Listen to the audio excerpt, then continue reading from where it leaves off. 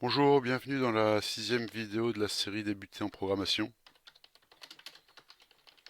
Aujourd'hui, on va voir une autre façon de faire des boucles, ce qu'on appelle les boucles for. Alors, petit rappel, on avait vu que on pouvait répéter des instructions euh, à l'aide de cette syntaxe-là. Je me donne une variable que je peux qualifier de compteur. C'est la variable que je vais incrémenter à chaque étape et que je vais afficher ici. Si j'exécute ces quelques lignes, j'ai mes entiers allant de 0 inclus à 10 exclus, on pourrait dire, donc de 0 jusqu'à 9. Ok. On pourrait améliorer un petit peu cela. Donc on va faire plusieurs choses, hein. On va rentrer dans le vif du sujet ici. Les inconvénients, bon, c'est que ça nous prend 4 lignes pour afficher donc les 10 premiers entiers. Voyons voir tout de suite comment faire ça avec une autre syntaxe. Pour i, pour n variant de donc range, c'est une nouvelle fonction, donc j'ai plusieurs choses. Ici for c'est un nouveau mot-clé, donc qui veut dire pour. Ici on indique le nom du compteur, c'est totalement à la charge du programmeur, hein, on peut mettre ce qu'on veut. In est un mot-clé du langage, et range est une fonction de base du langage, ici. Là. Ok. Et dans un premier temps, on va apprendre la syntaxe par cœur, avant de se poser plus de questions sur les différentes possibilités offertes par ces différents mots-clés. Range en anglais, ça veut dire éventail. Donc là, si je mets simplement 10, que va-t-il se passer? Je vais afficher euh, à nouveau mon compteur à chaque étape pour voir un petit peu ce qui lui arrive. Et je constate que j'ai une erreur parce que la fonction print n'existe pas, c'est la fonction print qui existe. Ok. Je vais mettre des messages pour séparer. Ici, je vais mettre boucle while. Et ici, je vais copier-coller cette ligne pour mettre boucle for. Ok, je réexécute. Donc là, c'est simplement pour voir la limite entre les deux résultats. On voit qu'on obtient exactement la même chose. Bien. Alors maintenant, si je veux aller de 0 à 4, par exemple, il suffit de mettre 5 ici, et voyons voir si c'est conforme à nos attentes. Quand je mets 5 dans la fonction range ici, ok, je boucle de 0, enfin, n prend successivement les valeurs 0, 1, 2, 3 jusqu'à 4. Bien. Alors, pourquoi partir de 0? Pourquoi s'arrêter à 5 ici? Et pourquoi aller de 1 en 1? On pourrait améliorer notre boucle while ici en se donnant un début. Là où je vais prendre 0, une fin. Ici, je vais prendre 5. Et ce que je pourrais appeler un pas, de combien je vais augmenter mon compteur à chaque itération. Ici, je vais prendre 1. Et donc ma boucle while va s'effectuer jusqu'à ce que mon compteur soit super ou égal à fin. Et je vais incrémenter du pas mon compteur à chaque itération. Et ici, il ne faut pas que j'oublie de faire partir mon compteur à début. Bien, donc ça c'est intéressant.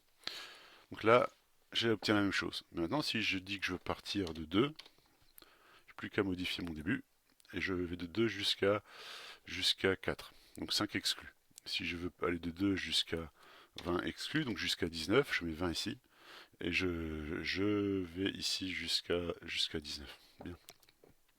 Et si je veux aller de 4 en 4, je peux aussi.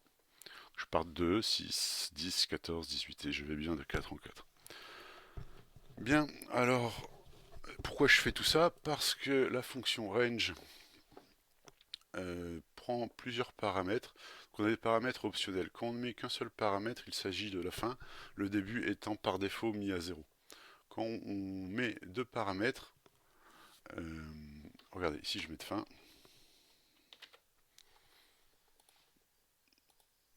là, ma boucle for va de 0. Je n'ai pas précisé le 0 dans cette syntaxe-là, jusqu'à 20 exclus, donc jusqu'à 19.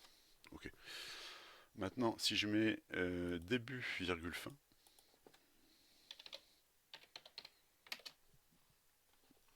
on observe ici, donc c'est la même variable, variable début et la même variable fin qui sont de type int, hein, ici que j'ai défini aux lignes 5, 6 et 7 pour le pas. Donc allons-y, si je réexécute ce programme, je vois que pour ma boucle for, je pars du début inclus, du coup, de 2 à 19. Et un troisième élément de syntaxe, je peux, si je le souhaite, préciser le pas. Donc ici, je vais aller de 4 en 4. Et regardez un peu ici pour la boucle for, 2, 6, 10, 14, 18. J'ai exactement la même chose que pour la boucle while. Bien, bien, bien, bien, bien. Ça, ceci est intéressant. Donc on va retenir ça, hein, l'équivalent entre cette syntaxe-là à 4 lignes et cette syntaxe-là à 2 lignes. Okay. Donc, ne pas croire que les boucles while sont complètement inutiles, c'est faux, hein. On pourrait mettre des conditions différentes ici, par exemple, tant qu'une liste donnée n'est pas vide, faire quelque chose, ce qu'on ne pourrait pas faire avec une boucle for, par exemple, ici. Les boucles for sont très très adaptées lorsque un compteur, ici n, doit parcourir un intervalle d'entiers avec un certain pas. Donc si je vais de 2 en 2 ou de 4 en 4, je peux aller de 3 en 3 si je le souhaite. Voyons voir ce que ça donne. Hop, pour mes deux boucles, puisque je vous ai montré l'équivalence entre les deux syntaxes. Là, ici, 2, 5, 8, 11, 14, 17. Bien. Alors, on va aussi s'amuser. Je vais remettre un pas de 1 ici. Voyons voir si le else fonctionne avec mon for. Print sortie de boucle. Je vais mettre naturel. Sous-entendu, tout s'est bien passé. Ok, donc ça fonctionne. Je peux aussi faire cela. Est-ce que j'ai l'opération continue? Voyons voir ça. Enfin, pas l'opération, disons l'instruction. Je veux dire, par exemple, si n est égal à 9, bah, je vais aller à l'itération suivante. Est-ce que ça marche ce truc-là? Allons-y, vérifions. Donc pas d'erreur de syntaxe. Et regardez, si n est égal à 9, eh bien je recommence directement au début d'itération suivante, ce qui a pour effet de passer la ligne 18. Et regardez si je n'obtiens pas le n égale 9 ici. Bon. Et par exemple, je peux aussi mettre euh,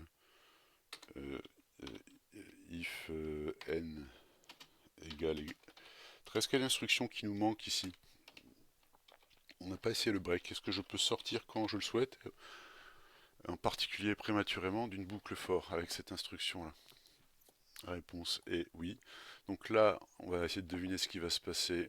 N va prendre successivement les valeurs 2, 3, 4, 5, 6, 7, 8, pas 9 à cause du continu. On va se retrouver à 10 tout de suite, 11, 12, 13.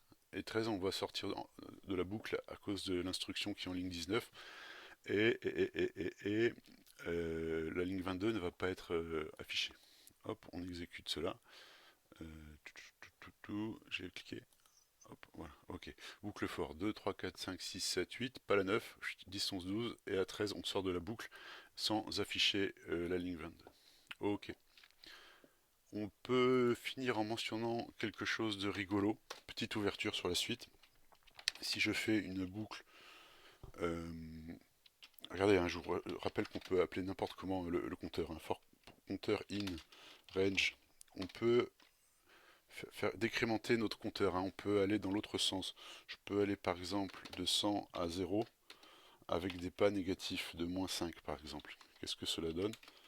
Print mon compteur égale virgule compteur. Ok.